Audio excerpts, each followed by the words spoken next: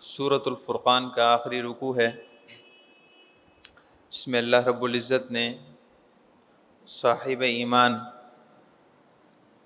ایمان والوں کی اور استقامت والوں کی نشانیاں ذکر فرمائی ہیں، اور ساتھ میں یہ بھی ارشاد فرمایا ہے کہ قیامت کے دن بروز محشر ان کو کن نعمتوں سے مالا مال کیا جائے گا۔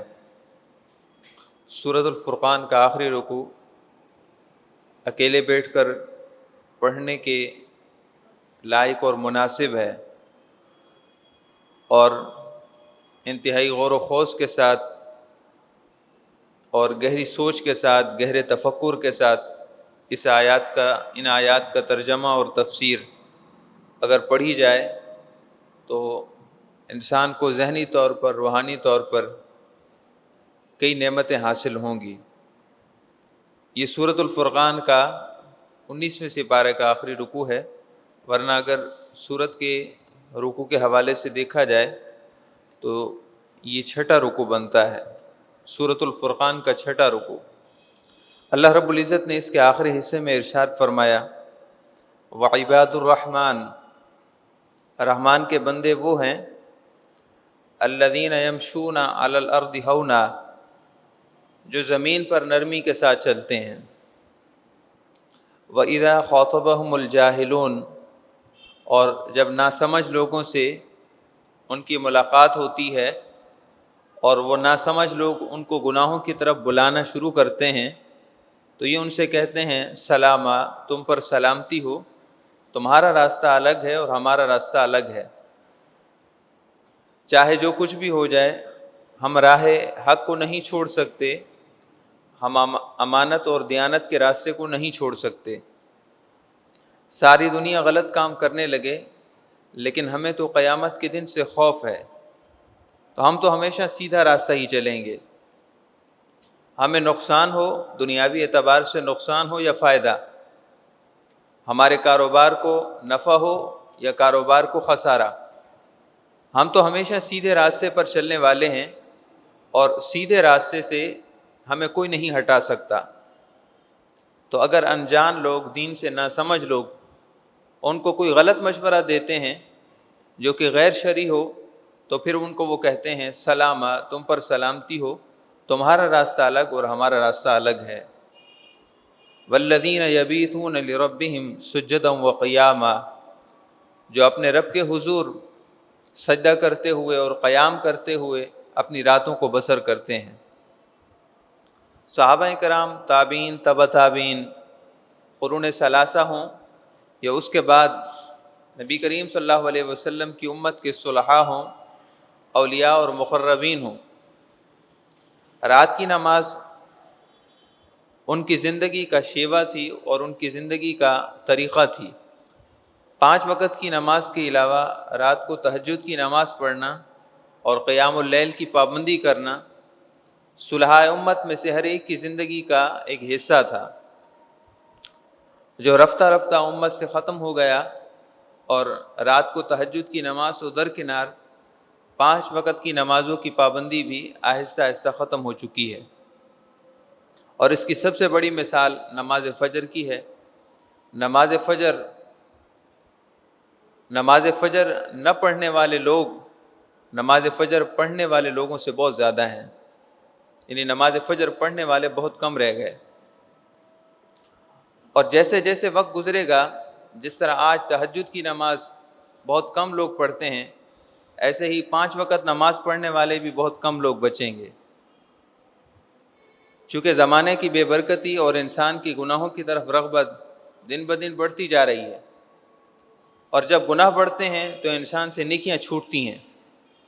ایک اصول اور ضابطہ ہے، جب گناہ بڑھتے ہیں تو نیکیاں چھوٹتی ہیں۔ انسان ہو، مسلمان کی زندگی کے اندر اس کو یہ چیز ملے گی، اگر گناہ زیادہ ہوں گے تو نیکیاں کم ہوں گی، اور اگر نیکیاں زیادہ ہوں گی تو گناہ کم ہوں گے۔ والذین یبیتون لربہم سجدا وقیاما، جو اپنے رب کے حضور رات بسر کرتے ہیں اس حال میں کہ کبھی سجدے میں ہوتے ہیں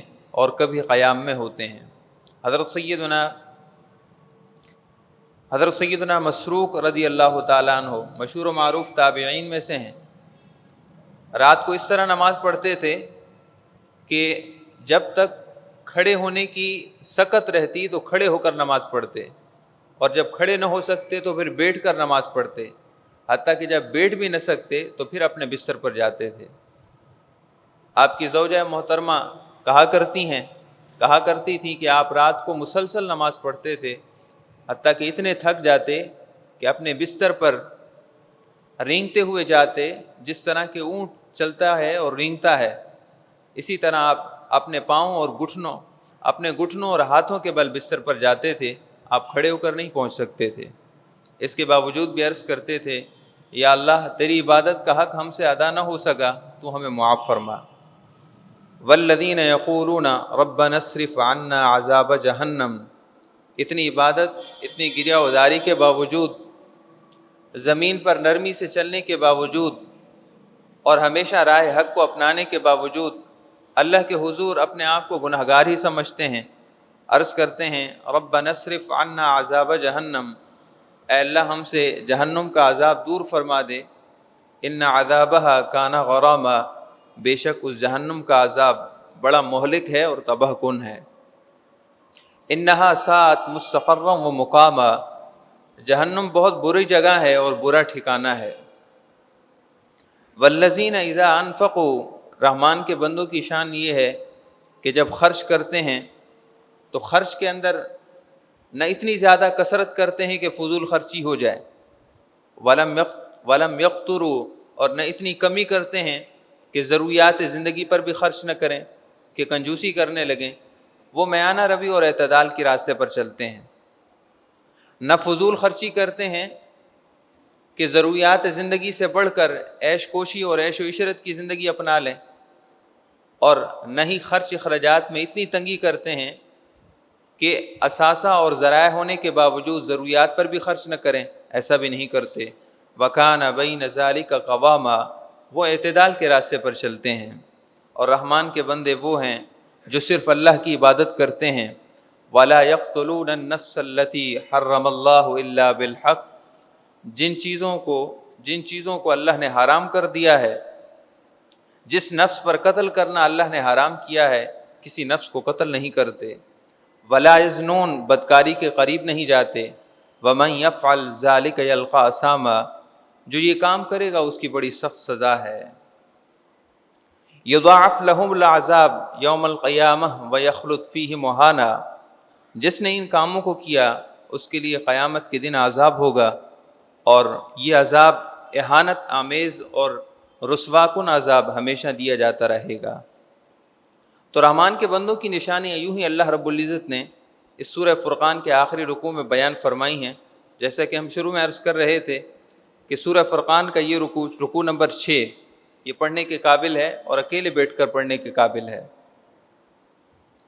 چونکہ جب انسان مجمع میں کسی چیز کو سنتا ہے تو ایک نفسیاتی اور طبعی اور فطرتی معاملہ ہوتا ہے کہ وہ ہر چیز کو دوسروں کے لیے سنتا ہے۔ ہم خود جب بیان کرنے کے لیے کوئی چیز مطالعہ کرتے ہیں، کوئی کتاب پڑھتے ہیں، اور ذہن یہ ہوتا ہے کہ ابھی بیان کرنا ہے، تو اس وقت اس پڑھنے کا اثر ہم پر اتنا نہیں ہوتا، چونکہ ہمارا ذہن یہ ہوتا ہے کہ ابھی بیان کرنا ہے، تو ہم پڑھتے ہیں تو دوسروں کے لیے پڑھتے ہیں۔ اسی طرح سننے والا بھی جب مجمع میں سنتا ہے تو اس کی شیطان توجہ اس طرف دلا دیتا ہے کہ دوسروں کے لیے ہے، لیکن جب یہ دو چیزیں ختم ہو جاتی ہیں تو پھر پڑھنے والا اور سننے والا دونوں کو فائدہ ہوتا ہے۔ اگر میں کوئی کتاب پڑھوں اپنے لیے، آپ کے لیے نہیں، تو مجھے زیادہ فائدہ ہوگا، اور اگر آپ میں سے ہر ایک بیان کو اپنے لیے سنیں یا اکیلے بیٹھ کر کوئی کتاب پڑھے اور اپنے لیے پڑھے تو اس کو ضرور فائدہ ہوگا۔ وَمَن تَابَ وَعَمِلَ صَالِحًا فَإِنَّهُ يَتُوبُ إِلَى اللَّهِ مَتَابًا، جو اللہ کی طرف پکی توبہ کرتا ہے اور عمل صالح کرتا ہے، فَإِنَّهُ يَتُوبُ إِلَى اللَّهِ مَتَابًا، اور اللہ کی طرف اس طرح جاتا ہے جس طرح کے رجوع کرنے کا حق ہے، تو اللہ کی رحمت بھی اس کو سہارا دیتی ہے۔ وَالَّذِينَ لَا يَشْهُدُونَ الزُّورَ، رحمان کے بندے وہ ہیں جو جھوٹی قسمیں نہیں اٹھاتے۔ وَإِذَا مَرُّوا بِاللَّغْوِ مَرُّوا كِرَامًا، اور جب کسی بیہودہ فضول چیز کے قریب سے گزرتے ہیں، لوگ کہتے ہیں ادھر آؤ یہ بھی دیکھو، آؤ ادھر بھی چلتے ہیں وہاں یہ چیز دیکھیں گے، آؤ یہ کاروبار کر لو اس میں بڑا نفع ہے، جب لغو بیہودہ فضول اور غیر شرعی بات کے قریب گزرتے ہیں مرو کراما تو باوقار ہو کر گزر جاتے ہیں، ان کو کوئی چیز اپنی طرف راغب نہیں کر سکتی۔ والذین اذا ذکروا بآیات ربہم، اور جب ان کے سامنے اللہ کی آیات کا ذکر کیا جاتا ہے لم یخروا علیہا صما وعمیانا، تو بہرے اور اندھے ہو کر نہیں سنتے بلکہ دل کے کانوں کے ساتھ اور دل کی آنکھوں کے ساتھ سنتے اور دیکھتے ہیں۔ والذین یقولون ربنا ھب لنا من ازواجنا، اور وہ عرض کرتے ہیں کہ اللہ ہمیں ایسی بیویاں عطا کر اور ایسی اولاد عطا کر جو ہماری آنکھوں کی ٹھنڈک ہو، وجعلنا للمتقین اماما، اور ہمیں ایسی اولاد عطا کر جو کہ پرہیزگاروں کے لیے امام بنے، پرہیزگاروں کے لیے مشعل راہ اور پیشوا بنے۔ ان تمام خصوصیات کے بعد، رحمان کے بندوں کی جو خصوصیتیں ہیں وہ بیان فرمانے کے بعد اللہ نے آخر میں ان کی نعمتوں کا ذکر کیا ہے۔ سورہ فرقان رکوع نمبر 6، اس کے آخر میں اب ان کے لیے نعمت جو آخرت میں ہوگی اس کا ذکر ہے۔ اللہ رب العزت نے ارشاد فرمایا اولئک یجزون الغرفہ، جن لوگوں نے اس طرح زندگی گزاری ہے، رحمان کے بندے ہو کر رہے، یمشون علی الارض، زمین پر نرمی سے چلتے رہے، 5 وقت کی نماز کے علاوہ راتوں کو تہجد بھی پڑھتے رہے، اور جب غیر شرعی معاملہ آتا تو کہتے تھے کہ ہمارا راستہ تو صحیح ہے، ہم غلط راستے پر چلنے والے نہیں۔ جاہل لوگ، انجان لوگ، دنیا دار لوگ ان کو غلط کاموں کی طرف بلاتے رہے تو وہ ان کو کہتے تھے سلامہ، تم پر سلامتی ہو، تمہارا راستہ الگ ہے، ہمارا راستہ تو جنت والا راستہ ہے، ہم تو غلط کام نہیں کریں گے، ساری دنیا ایک طرف ہو جائے غلط کام کرے لیکن ہم تو سیدھی راہ پر چلیں گے، دنیاوی اعتبار سے نقصان ہی کیوں نہ ہو جائے، نقصان تو ہے تو دنیا کا نقصان ہے، آخرت کا نقصان تو نہیں۔ وہ ہمیشہ ایک ہی راستے پر چلتے رہے جو سیدھا راستہ ہے۔ اللہ تعالیٰ نے ارشاد فرمایا جب بروز محشر وہ ہماری بارگاہ میں پہنچیں گے تو ہم ان کو عظیم و شان محل عطا کریں گے، یجزون الغرفہ، ہم ان کو عظیم و شان بالا خانے اور کمرے عطا کریں گے، ان کو ایسے محل عطا کریں گے جن کو دیکھ کر وہ ان کی شان کے، ان عظیم و شان محلات کے معترف ہوں گے کہ واقعی بڑی شان والے ہیں۔ سیدنا مالک ابن دینار رحمۃ اللہ تعالی علیہ، جو کہ عراق کے مشہور و معروف بزرگان دین میں سے ہیں اور اکثر و بیشتر صالحین کی حکایات میں ان کا نام عام طور پر سنا جاتا ہے۔ سیدنا مالک ابن دینار رحمۃ اللہ تعالی علیہ ایک مرتبہ آپ نے مصاحب اپنے دوست حضرت سیدنا جعفر بن سلیمان ان کے ساتھ بصرہ کی گلیوں سے گزر رہے تھے۔ بصرہ کے ایک محلے میں پہنچے تو وہاں ایک عالی شان محل زیر تعمیر تھا، کوئی شخص اپنا محل تعمیر کروا رہا تھا۔ سیدنا مالک ابن دینار رحمۃ اللہ تعالی علیہ نے جب اس عظیم و شان محل کو دیکھا جو بڑی خوبصورتی اور تزئین و آرائش کے ساتھ تعمیر کیا جا رہا تھا، آپ کو بڑی حیرت ہوئی اس شخص پر کہ جو شخص اتنا اثاثہ، اتنا مال و دولت اور اتنی توجہ اور اتنا وقت اس مال پر صرف کر رہا ہے۔ اولیاء اللہ اور صالحین کی نظر ہمیشہ آخرت پر ہوتی ہے اور وہ لوگوں کے لیے آخرت کا بھلا سوچتے ہیں۔ جب آپ نے دیکھا کہ اتنا خوبصورت محل ظاہر ہے اسی شخص نے تعمیر کیا ہوگا جس نے اتنی دولت صرف کی ہوگی اور پھر اتنا وقت اور اتنی توجہ بھی صرف کی ہوگی، تب جا کر یہ عظیم و شان محل تعمیر ہو رہا ہے۔ سیدنا مالک ابن دینار رحمۃ اللہ علیہ اندر داخل ہوئے تو ایک نوجوان جو نہایت حسین و جمیل اور خوبصورت ہے، اور وہ مختلف مزدوروں کو اور کام کرنے والوں کو آرڈر جاری کر رہا تھا کہ تم یہ کام کر لو، تم وہ کام کر لو، یعنی محل کی تعمیر کے حوالے سے وہ لوگوں کو مختلف احکامات جاری کر رہا تھا۔ آپ سمجھ گئے کہ یہی شخص ہے جس کا محل تعمیر ہو رہا ہے اور اپنے محل کو یہ تعمیر کر رہا ہے۔ سیدنا مالک ابن دینار رحمۃ اللہ تعالی علیہ نے جعفر بن سلیمان سے فرمایا، اے جعفر، مجھے اس نوجوان کے حال پر بڑا رحم آ رہا ہے. اس کو تو دیکھو، اپنی نوجوانی اس محل پر صرف کر ڈالی اس نے، آخرت کو نہ سوچا. دنیا کے اندر اس محل کو تعمیر کرنے میں اس نے اپنا وقت صرف کر رکھا ہے، اور تزئین و آرائش میں کوئی کمی نہیں چھوڑ رہا. اگر تو اتنا وقت یہ اللہ کی عبادت میں صرف کر دیتا تو کتنا اچھا ہوتا. آپ فرمانے لگے مجھے اللہ کی رحمت سے امید ہے، میں اس کو نصیحت کروں گا تو ممکن ہے یہ میری نصیحت قبول فرما لے. چنانچہ سیدنا مالک ابن دینار رحمۃ اللہ تعالی علیہ اس کے قریب ہوئے. وہ نوجوان آپ کو پہچانتا نہ تھا. آپ نے فرمایا کہ نوجوان، یہ تو بتائیے کہ یہ محل آپ تعمیر کروا رہے ہیں؟ اس نے عرض کی جی ہاں، یہ محل میں ہی تعمیر کروا رہا ہوں، یہ محل میرا ہے. اس نے آپ کا نام پوچھا. آپ نے جب اپنا نام بتایا تو وہ آپ کو پہچان گیا اور عرض کرنے لگا کہ حضور آپ میرے یہاں تشریف لائے، کیا کوئی حاجت اور کام ہے؟ میں حاضر ہوں، جو کچھ بھی آپ فرمائیں گے میں آپ کی حاجت پوری کروں گا. سیدنا مالک ابن دینار رحمۃ اللہ علیہ فرمانے لگے نہیں، مجھے کوئی حاجت و ضرورت نہیں ہے. یہ بتائیے کہ آپ اس محل پر مزید کتنا خرچ کریں گے؟ جس کو اتنا عالیشان بنا دیا ہے، اس پر مزید کتنا ارادہ ہے خرچ کرنے کا؟ وہ کہنے لگا کہ 1,00,000 درہم، 1,00,000 چاندی کے سکے میں اس پر خرچ کروں گا. اور یہ اس زمانے میں بڑی ضخیم رقم تھی. سیدنا مالک ابن دینار رحمۃ اللہ علیہ فرمانے لگے کیا آپ میرے ساتھ ایک سودا کرتے ہیں؟ سودا یہ ہے کہ 1,00,000 درہم آپ مجھے دے دیں، اور اس کے بدلے میں یہ جو محل تعمیر ہوا ہے اس محل سے کہیں زیادہ خوبصورت محل کی ضمانت آپ کے لیے میں دیتا ہوں. یہ محل اینٹوں سے بنا ہے اور مٹی سے بنا ہے، وہ مٹی اینٹوں سے بنی اور یہ اینٹوں سے بنا ہے. میں آپ کے لیے ایسے محل کی ضمانت دیتا ہوں کہ جس کی اینٹیں مشک اور زعفران سے بنی ہوں گی، اس میں مٹی اور گارا استعمال نہیں ہوگا. وہ ایسا محل ہوگا کہ جس کی اینٹیں مشک اور زعفران نامی خوشبوؤں سے بنی ہیں. یہ محل ایک دن ختم ہو جائے گا، یا اس محل میں رہنے والے ختم ہو جائیں گے. میں آپ کو ایسے محل کی ضمانت دیتا ہوں جو نہ کبھی محل ختم ہوگا، اور اگر آپ اس میں رہیں گے تو آپ بھی کبھی فنا نہیں ہوں گے. وہ محل ہمیشہ سے آپ کا ہوگا اور آپ اس میں ہمیشہ سے رہیں گے.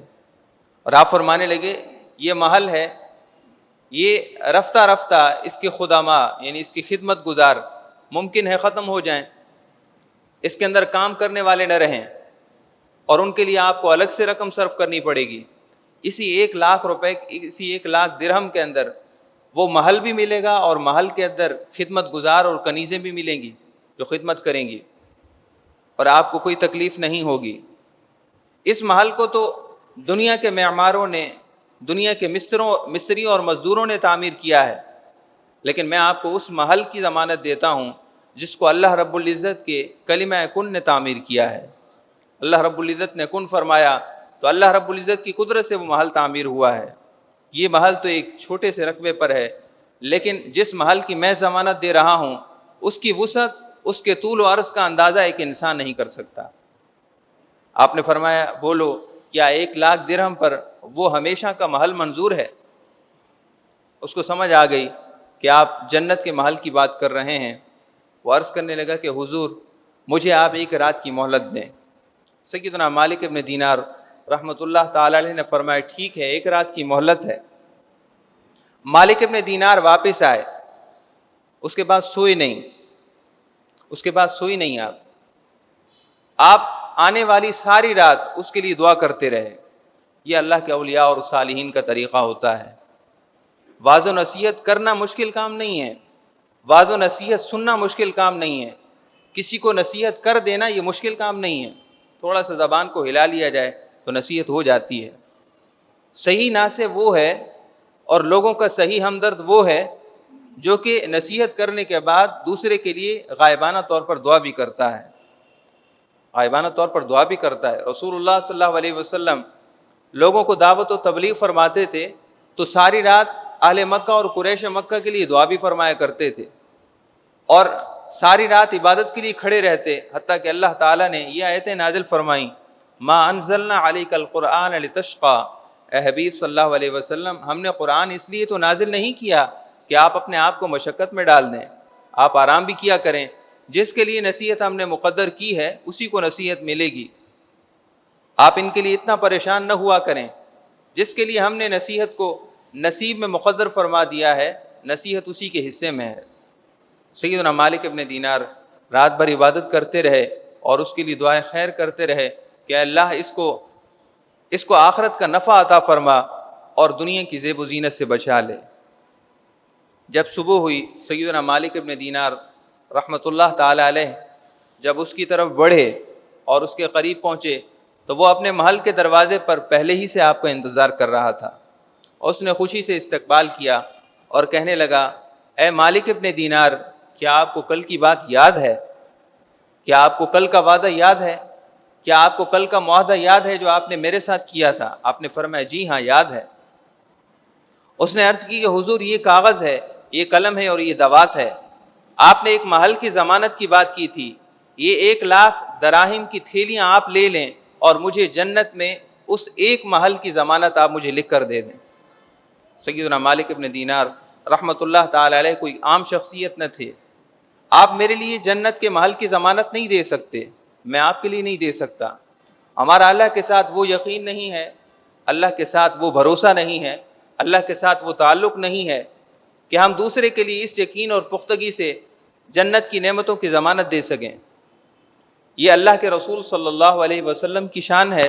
یہ جو آپ کی نیابت اور خلافت اور آپ کے بعد آپ کے وارث ہونے کے صحیح اقدار ہیں، یہ انہی کی شان ہوتی ہے. مالک ابن دینار کے سامنے اس نے کاغذ قلم دوات رکھ دیے اور 1,00,000 دراہم بھی پیش کر دیے اور عرض کی کہ میرے لیے لکھ دیجئے، میں 1,00,000 درہم آپ کو دیتا ہوں، آپ میرے لیے جنت کے محل کی ضمانت دیں. سیدنا مالک ابن دینار رحمۃ اللہ تعالی علیہ نے کاغذ پر لکھا بسم اللہ الرحمن الرحیم. یہ تحریر اس لیے ہے کہ مالک ابن دینار فلاں ابن فلاں کے لیے اس دنیا کے مکان کے عوض جنت میں ایک عالی شان محل کی ضمانت دیتا ہے. اور آپ نے فرمایا کہ اگر اللہ تعالیٰ اپنے فضل سے اس محل کی نعمتوں میں مزید اضافہ کر دے تو یہ اللہ کا فضل ہوگا. اور آپ نے یہ بھی لکھا کہ اس 1,00,000 درہم کے بدلے میں نے جنت میں ایک محل فلاں ابن فلاں کے لیے خرید لیا ہے جو اس کے محل سے زیادہ وسیع اور شاندار ہے، اور وہ محل اللہ کے قرب اللہ تعالیٰ کی رحمت کے عین نیچے ہوگا. آپ نے کاغذ پر لکھ دیا اور وہ کاغذ اس کے حوالے کر دیا. اس نے 1,00,000 درہم پیش کر دیے. سیدنا مالک ابن دینار رحمۃ اللہ تعالی علیہ نے وہ 1,00,000 درہم شام ہونے سے پہلے غرباء اور فقراء میں تقسیم فرما دیے. اللہ کی راہ میں اس کی طرف سے خیرات کر دیے. جب رات ہوئی تو آپ ہر روز رات کو دعا کرتے تھے، ہر رات دعا کرتے تھے یا اللہ میں عاجز ہوں، میں نے تیری رحمت پر بھروسہ کرتے ہوئے اس کے لیے جنت کے محل کی ضمانت لی ہے، اے اللہ اپنے فضل سے اس ضمانت کو قبول فرما لے. ابھی 40 دن پورے نہیں ہوئے تھے، اس ایگریمنٹ اور معاہدے کو 40 دن پورے نہیں ہوئے تھے کہ ایک روز سیدنا مالک ابن دینار نماز فجر کے بعد محراب مسجد کی طرف دیکھا تو آپ کو وہی رکا نظر آیا جو آپ نے لکھا ہوا تھا. حالانکہ وہ رکا آپ نے اس نوجوان کے حوالے کیا تھا، لیکن آپ نے دیکھا کہ محراب مسجد میں وہی رکا موجود ہے. آپ نے رکا اٹھایا تو اس کی پشت پر بغیر حروف کے، بغیر سیاہی کے، بغیر انک کے یہ کلمات تحریر تھے کہ اللہ عزیز و حکیم کی طرف سے مالک ابن دینار کے لیے آخرت میں یہ نجات کا رکا ہے. ہم نے مالک ابن دینار کو بروز محشر نجات عطا کر دی ہے، اور یہ اس کی طرف، یہ اس کے حوالے سے یہ رسید ہے اور یہ رکا ہے. اور اے مالک ابن دینار، تم نے جس محل کے لیے ہمارے نام سے ضمانت لی تھی وہ محل ہم نے اس نوجوان کو عطا کر دیا ہے، بلکہ اس سے 70 گنا زیادہ عطا کر دیا ہے. سیدنا مالک ابن دینار خوش ہوئے. آپ فرمانے لگے اس نوجوان کو جاؤں خوشخبری سناؤں. آپ نے وہ رکا اٹھایا. جب آپ اس کے گھر کے قریب پہنچے تو دروازے کے باہر لوگوں کے رونے کی آواز آ رہی تھی. لوگوں کا ایک کوہرام تھا، اور معلوم کرنے پر آپ کو خبر ہوئی کہ اس نوجوان کا پچھلی رات انتقال ہو گیا ہے. سیدنا مالک ابن دینار رحمۃ اللہ تعالی علیہ کو بڑا افسوس ہوا. آپ اس کے اعزاء و اقارب کے پاس گئے تو معلوم ہوا کہ ان کا ایک قریبی رشتہ دار تھا جس کو انہوں نے وصیت کی تھی کہ مجھے غسل دے کر تم دفنا دینا. آپ کی اس سے ملاقات ہوئی. آپ نے فرمایا اس نے کچھ وصیت بھی کی تھی. عرض کرنے لگا کہ حضور انہوں نے مجھے ایک وصیت کی تھی اور ایک رکا دیا تھا کہ جب میرا انتقال ہو جائے تو یہ رکا میرے کفن میں رکھ دینا. سیدنا مالک ابن دینار رحمۃ اللہ تعالی علیہ نے وہ رکا جو آپ کو مسجد کے محراب سے ملا تھا، آپ نے وہ رکا جب اس کو دکھایا تو اس کی چیخ نکل گئی. وہ عرض کرنے لگا ہے مالک ابن دینار، یہ تو وہی رکا ہے جو مجھے اس نوجوان نے کفن میں رکھنے کو دیا تھا اور میں نے کفن میں بھی رکھ دیا تھا، یہ آپ کے پاس کہاں سے آ گیا؟ یہ اللہ تعالیٰ کی طرف سے رحمت کی ایک شان ہوتی ہے. اللہ رب العزت بہت سی چیزیں ایسی جو غیب میں ہوتی ہیں کبھی ان کو ظاہر فرماتا ہے، اور جب چیز غیب کی غیب میں رہتی ہے اور انسان پھر یقین رکھتا ہے وہ حقیقت کا یقین ہوتا ہے. اور جب چیز ظاہر ہو جائے تو پھر جس کو یقین نہ ہو اس کو بھی یقین آ جاتا ہے. اس لیے اللہ تعالیٰ کی ذات پر کامل بھروسہ ہونا چاہیے. اللہ رب العزت نے ارشاد فرمایا کہ جو رحمان کے بندے ہوتے ہیں اولئک یجزون الغرفہ، ان کو جنت میں محل عطا کیے جائیں گے بما صبروا، اس وجہ سے انہوں نے صبر سے زندگی گزاری. گناہ ان کے قریب آئے انہوں نے پھر بھی نیکیوں کا راستہ لیا. ان کو برے دوستوں نے برائیوں کی طرف بلایا لیکن وہ ان کو چھوڑ کر ہمیشہ راہ راست پر چلتے رہے. ان کے دوست بے نمازی ہوئے پھر بھی وہ نماز کی پابند رہے. ان کے دوست مختلف جرائم میں مبتلا ہوئے لیکن وہ پھر بھی صالحیت اور نیکی کی طرف راغب رہے. وَيُلَقَّوْنَ فِيهَا تَحِيَّةً وَسَلَامًا، جب یہ لوگ جنت میں داخل ہوں گے تو اللہ کے فرشتے ان کو سلام کہہ رہے ہوں گے اور ان کا استقبال کر رہے ہوں گے. خالدین فیہا، وہ اس میں ہمیشہ رہیں گے. حسنت مستقرا و مقاما، جنت بہت عمدہ ٹھکانہ ہے. آپ کسی جگہ کی تعریف کریں ممکن ہے وہ مجھے پسند نہ آئے، میں کسی جگہ کی تعریف کروں ممکن ہے وہ مجھے اچھی لگے آپ کو اچھی نہ لگے. سبحان اللہ، یہ جنت کی تعریف وہ ذات کر رہی ہے جس نے ہمیں پیدا کیا ہے اور جنت کو بھی پیدا کیا ہے. اللہ رب العزت نے ارشاد فرمایا حسنت مستقرا و مقاما، اے میرے بندو جنت کی میں تعریف کرتا ہوں، وہ بہت اچھی جگہ ہے. قل ما یعبأ بکم ربی لولا دعاؤکم، آپ فرمائیے کہ اللہ رب العزت کی ہی عبادت کرو، اس کے علاوہ کسی اور چیز کی عبادت نہ کرو، اور میں تمہیں اللہ کی عبادت ہی کی طرف بلاتا ہوں. فقد کذبتم فسوف یکون لزاما، اور جو آخرت کو جھٹلاتا ہے، آخرت پر یقین نہیں رکھتا، تو یقیناً اس جھٹلانے کے ساتھ وہ اپنا ہی نقصان کرتا ہے. اللہ رب العزت ہم سب کو راہ پر چلنے، راہ راست پر چلنے اور آخرت کی نعمتوں سے مالا مال ہونے کی توفیق عطا فرمائے.